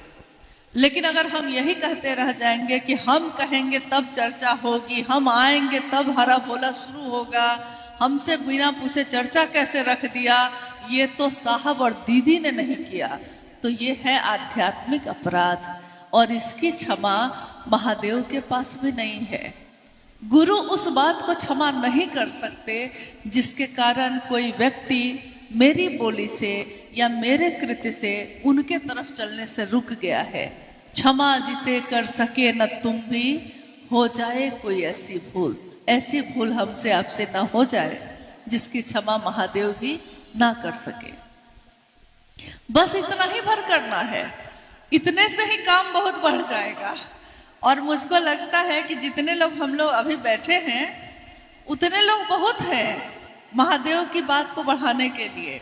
अब जैसे रहना है इस देश, तो दूसरे देश में आप अपने गांव से आए हैं और आप यहाँ हैं। अब यहाँ की भाषा अलग, यहाँ की संस्कृति अलग, और यहाँ के होकर ही ना आप महादेव की बात उन तक पहुंचाइएगा। होता क्या है कि जैसे एक कहावत साहब हमेशा कहते रहे, कहावत ही है, राजस्थान में खूब इस कहावत को कहा जाता है कि जाट कहे सुन जाटनी। जाट और जाटनी को कह रहा है कि जाट कहे सुन जाटनी, गर रहना है इस देश, ऊंट बिलाई ले गयो तो हाजी हाजी कहना। मतलब राजस्थान की कहावत है ये कि जाट जाटनी को यानी अपनी पत्नी को कहता है कि अगर तुमको इस देश में रहना है तो लोग अगर कह रहे हैं कि बिलाई बिल्ली ऊंट को लेकर चली गई, बिल्ली ऊंट को लेकर जा सकती है, लेकिन अगर वहां के लोग कह रहे हैं तो तुम कहो कि हाँ हाँ हाँ आप सही कह रहे हैं, क्योंकि तुमको रहना है इस देश। तो आपको रहना है यहाँ और यहाँ रह के महादेव की बात करनी है, तो पहले जो यहाँ हैं उनके अपने बनिएगा, थोड़ा नजदीक होइएगा उनके, तब ना वो आपकी बात सुनेंगे। और कोशिश ये करनी है कि जो मूल है यहाँ रहने वाले लोग हैं उनके जीवन में शिव शिष्यता का प्रवेश करवाइए, तो महादेव का काम हुआ ना। तो इसके लिए थोड़ा सा मतलब हाँ जी कहना भी सीखना चाहिए। अपने गुरु के लिए झुक सकते हैं तो झुकना चाहिए। एक जिज्ञासा और है, शिव गुरु चर्चा में अधिक भजन नाच गान करना कहाँ तक उचित है? कुछ लोग मना करने पर भी नहीं मानते हैं, कृपया समझाया जाए।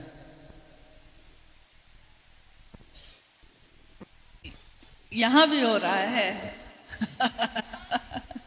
अच्छा, यहाँ भी है। देखिए, पहले हम लोग शिव चर्चा पहले हटाते हैं, उसके बाद आगे की जो पंक्ति है उस पर बात करते हैं। शिव जिज्ञासा ये है कि शिव चर्चा में ये उचित है कि नहीं, तो पहले हम लोग इस पे बात करते हैं कि ये उचित है कि नहीं। तो नाच गाना करना उचित है, अनुचित नहीं है, लेकिन उसके लिए भी स्थान काल पात्र होता है। कहाँ? जैसे अगर आप सड़क पे जाइएगा तो आप नाचने लगिएगा, वहां नहीं ना। सड़क पे जा रहे हैं, बस में बैठे हैं तो गाने लगिएगा, वहां गाते हैं? नहीं, नहीं। हाँ, अब डॉक्टर के यहाँ गए हैं दिखाने तो वहां डिनर का टेबल लगा के खाना खाने लगते हैं? नहीं। यानी कि वो चीज गलत नहीं है, नाचना तो हमारा स्वभाव है ना आदमी का, गाना गाना और गाना सुनना तो हमारा स्वभाव है, लेकिन अच्छा लगता है, लेकिन उसके लिए स्थान बना हुआ है। बेटा बेटी का शादी है, नाचिए। घर में जन्मदिन है, आप नाचिए, आपकी जगह है, आपका फंक्शन चल रहा है, उसमें क्यों नहीं नाचिएगा। गाना गाना है तो भजन तो शिव चर्चा में आप गा सकते हैं, उसमें कोई बात नहीं है। लेकिन जहां तक नाच गाने की बात हुई है, या हाँ नाच गाना, तो इसमें क्या है कि शिव की चर्चा जो है वहां क्या हो जाता है कि गुरु शिव हैं और हम सभी शिव के शिष्य हैं। तो जैसे किसी सत्संग में या किसी कथा में लोग नाचते हैं, ठीक है, शिव चर्चाओं में नहीं नाचते। क्यों? क्योंकि जब हमारा काम वैसा होता है ना, जो जगत में आपके मन वचन और कर्म को दिखाता है, तो वहां आपको अपने गुरु की मर्यादा का पालन करना होगा। यहां शिव गुरु हैं, वो नटराज भी हैं, लेकिन यहाँ क्या है, जगत गुरु शिव से जुड़ने की बात है। तो गुरु और शिष्य परंपरा, उसमें भी जगत गुरु शिव और उसके शिष्य होने की परंपरा आपको शांत करती है, मर्यादित करती है। महादेव की दुनिया है, लेकिन मर्यादा में तो चांद भी है, मर्यादा में तो सूरज भी है, मर्यादा में ये समंदर भी है। अगर इसकी मर्यादा टूट जाती है तो चेन्नई में बाढ़ आ जाती है, आती है ना। तो हम कहते हैं ना कि अपनी सीमा से बाहर चला आया। चांद की मर्यादा टूट जाए तो ग्रहण लग जाता है, सूर्य का हो जाए तो अंधेरा छा जाता है। एक इंसान की भी एक मर्यादा है, पिता और पुत्र की भी मर्यादा है। तो मर्यादा तो हर रिश्ते में है। तो महादेव की चर्चा में शिव की चर्चा होती है, और जरूरत है तो भजन होते हैं। जरूरत ना हो तो आपको भजन भी करने की जरूरत बहुत नहीं है। शिव की बात करना, क्यों हम लोग बार बार ये कह रहे हैं? क्योंकि साहब ने कहा कि व्यक्ति का मन जो है वो कमजोर है। कमजोर मन किसी भी बात से घायल हो जाता है, मजबूत नहीं है। जैसे मान लीजिए कि हमारे घर में कोई, पहले भी जब हमारे आपके गुरु शिव नहीं थे, तो हमारा मन कितना कमजोर था। छोटी सी बात कोई पति ने कह दी है तो पूरी रात आंखों से आंसू ही बहते रह गए। पड़ोसी ने कुछ कह दिया है तो झगड़ा करने के लिए उसके घर तक चले गए। भाई कुछ कह दिया है तो मायके नहीं जाएंगे, 2 साल मायका नहीं गए एक बात पे। मतलब मन कितना हम लोग का कैसा था। महादेव की बात करते करते बात करते हैं हम लोग, और तो कुछ भी नहीं। साहब ने कभी जाति पे बात की, कभी किसी संगीनता पे बात की, कभी किसी चर्चा में आपने साहब के मुख से ये सुना है उन्होंने धर्म पे बात की हो, उन्होंने खान पान पे बात किया हो, पहनावे पे बात किया हो? कभी नहीं। उन्होंने महादेव की बात के सिवा कोई बात नहीं कही। लेकिन सिर्फ महादेव की ही बात करते करते एक दिन ऐसा हुआ कि हमारे मन से जाति भूल गए, धर्म भूल गए, संप्रदाय भूल गए, लिंग वर्ण भूल गए, अमीर गरीब भूल गए, एक साथ बैठने लगे, एक साथ खाने लगे, एक साथ चलने लगे, एक दूसरे की कद्र करने लगे। और यहाँ तक कि बड़ी से बड़ी बात होती है घर में और मन पे उसका कोई असर नहीं होता।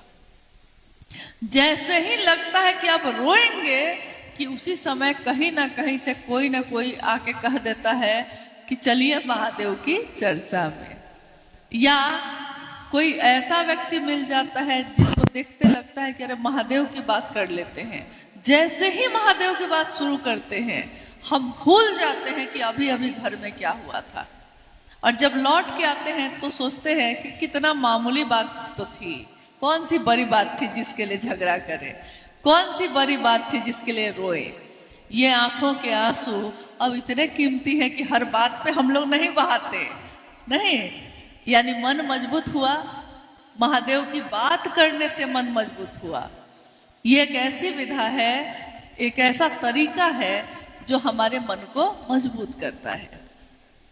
साहब श्री की लिखी हुई एक किताब है, आओ चलें शिव की ओर। आप में से किसी ने पढ़ा है उसको? इधर अच्छा, आप पढ़ी हैं। आओ चले शिव की ओर में एक आलेख है, मतलब आपने अगर नहीं पढ़ा हो तो कोशिश करिएगा कि कभी मिल जाए तो जरूर पढ़िए। साहब की बात है, इससे आपको मार्गदर्शन मिलेगा सही रास्ता देखने में और चीजों को समझने में भी। उन्होंने एक पंक्ति लिखी है, शिव का गुरुपद, एक आलेख है। उस आलेख की पहली पंक्ति है, मनुष्य की शारीरिक शक्ति से ज्यादा बलशाली होती है उसकी मानसिक शक्ति, और मानसिक शक्ति से भी बलशाली होती है उसकी आध्यात्मिक शक्ति। इसी पे उन्होंने एक उदाहरण दिया था। जिस दिन उन्होंने लिखा था इसको तो उन्होंने कहा कि एक गांव में कैसे शरीर से ज्यादा शक्तिशाली मन कैसे होता है और मन से भी ज्यादा शक्तिशाली आध्यात्मिक ताकत कैसे होती है, इसका उदाहरण उन्होंने दिया। उन्होंने कहा कि एक गांव में एक व्यक्ति सालों से उसको लकवा मार गया था, लकवा ग्रस्त था। तो लकवा पूरे शरीर में मारा हुआ था, बिस्तर पे था सालों से। खाना भी कोई उसको बिस्तर पे ही जाके खिलाता था, भोजन पानी शौच सब कुछ बिस्तर पे, उठ ही नहीं सकता था। एक दिन गांव में आग लग गई और ज्यादातर गांव में घर एक दूसरे से सटे हुए होते हैं। एक घर में आग लगेगी तो दूसरे में भी, फिर तीसरे चौथे, एक साथ पूरी बस्ती जल जाती है। तो गांव में आग लग गई, सब कोई, आग लगी ना तो सब कोई घर से बाहर भागने लगा प्राण बचाने के लिए। और जब प्राण बचाने की बात आती है तो लोग भूल जाते हैं कि दूसरे का भी प्राण बचाना है, सबसे पहले अपना बचाना है। तो सारे लोग भूल गए, घर के लोग, कि हमारे घर में कोई बिस्तर पे भी है। डर के मारे सारे लोग बाहर भागने लगे। बाहर जो भाग रहे हैं तो देखते क्या है कि वो व्यक्ति जो सालों से बिस्तर पे पड़ा हुआ था वो उनसे भी आगे आगे भाग रहा था। तो लोग आश्चर्य में रह गए कि ये कैसे हुआ। तो हुआ क्या था, हुआ कुछ और नहीं था। उसने पहले इंतजार किया कि कोई मुझको बचाएगा, लेकिन देखा कि सब बाहर भाग रहे हैं, कोई मेरी तरफ देखता ही नहीं है। तो उसके शरीर की जो जितनी ताकत थी ना, उसके मन में एकत्रित होने लगी। मन को उसने मजबूत करना शुरू किया। उसको लगा कि कोई मुझको नहीं बचाएगा, अब मुझको खुद ही बचना होगा। मन में ताकत बढ़ी, लेकिन मन की भी ताकत काम नहीं की। तो उसने उसको याद किया जो उसका इष्ट था, जो आराध्य था। तो उसने महादेव को याद किया और कहा कि आप ही अब बचाइएगा। और आध्यात्मिक ताकत जो मिली तो उसका मन और मजबूत हुआ, और मन मजबूत हुआ तो उसका असर शरीर पे भी हुआ। और वही शरीर जो लकवा ग्रस्त था सालों से, वो देख रहे हैं लोग कि वो बाहर भागा जा रहा है। यानी साहब ने कहा कि शिव की चर्चा आपके मन को मजबूत करती है। इसमें आध्यात्मिक ताकत जो महादेव की है वो आपके मन में उतरती है, और मन की ताकत मजबूत होती है तो शरीर पे भी उसका असर होता है। बहुत ऐसे गुरु भाई गुरु बहन हैं जो चलने में जिनको बहुत दिक्कत होती थी, और कुछ समय के बाद जब वो आए तो उन्होंने कहा कि साहब से कहा कि क्या करें। साहब ने उनको कहा कि थोड़ा शिव चर्चा में जाने की कोशिश करो, थोड़ी दया मांगो, थोड़ा नमः शिवाय से प्रणाम करो, बस इतना ही कहा।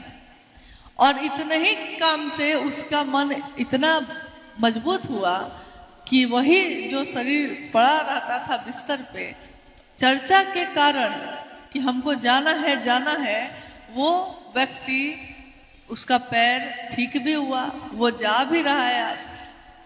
इसमें कोई चमत्कार नहीं हुआ है, कुछ भी ऐसा नहीं हुआ है, बस उसके मन में शिव उतर गए, और मन में जब शिव उतरे हैं तो शरीर पे भी उसका असर है।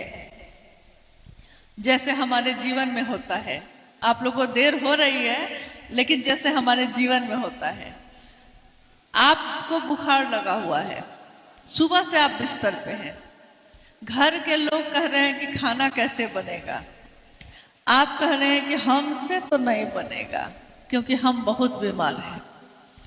और उसी समय कोई ऐसा व्यक्ति आपके घर में आ गया है जिसको आप बहुत पसंद करते हैं, जो आपको बहुत अच्छा लगता है।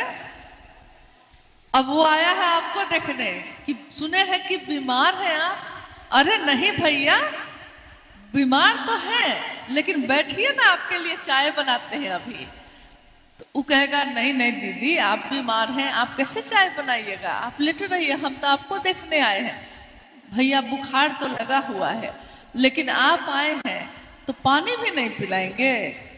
आप ही हैं जो अभी अभी बिस्तर पे थे और घर के लोगों के लिए आप कुछ भी करने के लिए तैयार नहीं थे, और अभी आपके भैया जी आ गए जो आपको बहुत पसंद है, तो आप उनके लिए चाय बनाने लगे। कैसे? क्योंकि आपके मन को वो इतना अच्छा लगता है कि आपका मन कह रहा है, अब शरीर को कमजोर किया, आपका मन मजबूत हो गया, तो मन ने आपको उठने पे विवश कर दिया, और आप बुखार में उसको चाय पिला के उसके जाते जाते में आधी बीमारी भी खत्म हो जाती है। ऐसा भी होता है। इसीलिए जब लोग आपके घर में कम आने लगे मिलने के लिए, तो कभी कभी हॉस्पिटल जाना अच्छा होता है। हॉस्पिटल में लोग थोड़ा मिलने आ जाते हैं तो हम लोग को लगता है कि कोई है अपना। ठीक है, चलिए, चेन्नई में आने का सौभाग्य प्राप्त हुआ, और अब हम लोग की यात्रा अंडमान के लिए है। कल सुबह हम लोग वहां निकल जाएंगे। अंडमान में जब महादेव का काम बढ़ा, उसके पीछे लंबी कथा है, लंबी कहानी है, और अथक लोगों का परिश्रम भी है। हर जगह है, चेन्नई में भी है, वहाँ भी है। लेकिन मुझको याद आता है कि चेन्नई के ही एक गुरु भाई जो भाई कृष्णा जी के साथ रहते थे, बातचीत में मैंने उनसे पूछा कि आप कहाँ के रहने वाले हैं, तो उन्होंने कहा कि मैं अंडमान का रहने वाला हूँ। और उस समय दक्षिण भारत में गुरु कार्य बढ़ रहा था, तो मुझको लगा उस समय कि अंडमान में महादेव का काम नहीं हुआ है। और जैसे ही उसने कहा कि मेरा घर अंडमान है, तो हम लोग खुश हो गए कि आपके द्वारा वहां बढ़ जाएगा। हालांकि उस व्यक्ति को विश्वास नहीं था कि हमको क्या आता है, हम क्या करेंगे, लेकिन मनोबल बढ़ा के कि आप जाइए ना, आप खड़े होइए ना, हो जाएगा। और पिछली बार जब साहब आए थे 31 अक्टूबर 2018 को, उसी समय साहब से हम लोगों ने समय लिया था अंडमान का, और जब साहब ने समय दिया था 3 नवंबर का, उस समय तक अंडमान में शिव शिष्य है भी कि नहीं हम लोग को पता नहीं था, और समय ले लिए थे साहब का। चेन्नई का वही गुरु भाई कृष्णा जी बैठे हैं, अभिभूषण, वो बच्चा बेचारा गया पंपलेट लेकर। उसने कहा था उस दिन कि हम क्या बोलेंगे लोगों से, क्योंकि हमको चर्चा करने नहीं आती है। तो हम लोगों ने कहा था उसको कि कुछ नहीं करिएगा, सड़क पे जो लोग आते होंगे ना, पंपलेट देकर हाथ जोड़कर कहिएगा कि मेरे गुरु शिव का कार्यक्रम है, आप लोग जरूर आइए, उसमें साहब हरिंद्रानंद जी आ रहे हैं। और उस व्यक्ति ने, उस गुरु भाई ने यही कहा। और चेन्नई पहुंचते पहुंचते उसका फोन आया कि दीदी यहाँ तो कमाल हो गया। क्या हुआ? तो जब मैं पंपलेट बांट रहा था उसी समय मुझको नेपाल के कुछ लोग मिले। देखिए आज भी नेपाल के हैं जनकपुर के ही है। हाँ, नेपाल के लोग मिले। एक लड़की मिली जिसने कहा, उसको विश्वास ही नहीं हुआ, उसने कहा कि साहब जो शिव की चर्चा शुरू की है वो साहब, उनकी बात कर रहे हैं आप। तो उसको विश्वास ही नहीं हुआ कि अंडमान में साहब हरिंद्रानंद जी आ रहे हैं। वो जाकर नेपाली बस्ती में उसने सबको बताया, और जब वहां के लोग आकर इन लोगों से मिले तो पता चला कि वो जनकपुर की रहने वाली एक गुरु बहन वहां 18 सालों से शिव की चर्चा कर रही थी, वहां साप्ताहिक चर्चा और प्रतिदिन की चर्चा। और आश्चर्य की बात यह थी कि 18 सालों में हर साल वो अपने गांव जनकपुर गई, और उसने कहा कि मैं हर साल जाती थी एक बार अपने घर, और वहां जाकर लोगों से कहती थी कि मुझको एक बार साहब से मिलवा दो। कोई लेकर नहीं गया मुझको। और आज देखिए 18 सालों से इंतजार जो करते रहे, आज साहब खुद ही अंडमान आ रहे हैं। और जब हम लोग वहां पहुंचे, वो लोग मिलने आए, उनकी आंखों से आंसू बह रहे थे लगातार, और यही कह रही थी वो कि जिनसे मिलने के लिए मैं सोचती ही रह गई और नहीं मिलाने ले गया कोई, आज वो खुद ही आ गए। कहते हैं साहब, भावेन लभ्यते देवता, भावेन देव दर्शनम।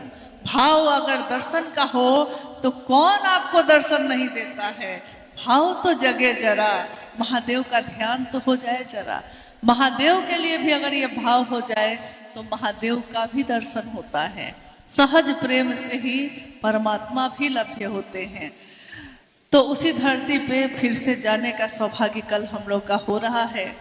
आप लोगों से भी अनुरोध है कि चेन्नई और उसके आसपास उठिए, जागिए, और तब तक मत सोइए कि जब तक महादेव का कुछ काम न बढ़ जाए।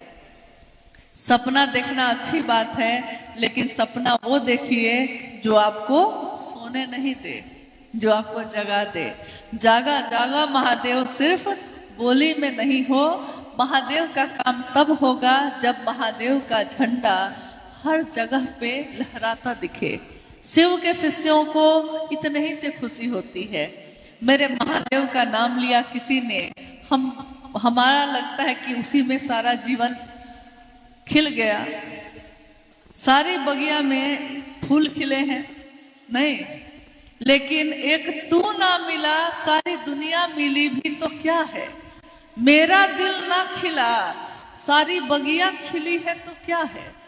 मेरा दिल खिल जाए और महादेव मुझको मिल जाए, साहब दीदी मिल जाए, इससे ज्यादा और क्या चाहिए। तो बस इसके लिए, महादेव के लिए महादेव का काम करिएगा। जीवन रहा और मौका मिला तो फिर हम लोग भेंट करते रहेंगे, आते जाते रहेंगे। कभी आप आइए, कभी हम आए, लेकिन सबसे जरूरी यह है कि महादेव का काम बढ़ सके, इसकी कोशिश करिएगा। जितनी मदद हम लोग के पास सामर्थ्य तो बहुत कम है, लेकिन महादेव की दया से जो भी पाया है, जितनी मदद हो सकेगी जरूर करेंगे। लेकिन आपको मदद की जरूरत है नहीं, आप खुद ही बहुत समर्थ में हैं, बहुत समर्थवान हैं, आप कर सकते हैं। बस इतनी कोशिश है और इतना ही अनुरोध है कि करिएगा जरूर, अपने साहब के लिए, अपनी दीदी के लिए, अपने महादेव के लिए, और किसी के लिए नहीं। आप सभी के चरणों में प्रणाम है आप सबको।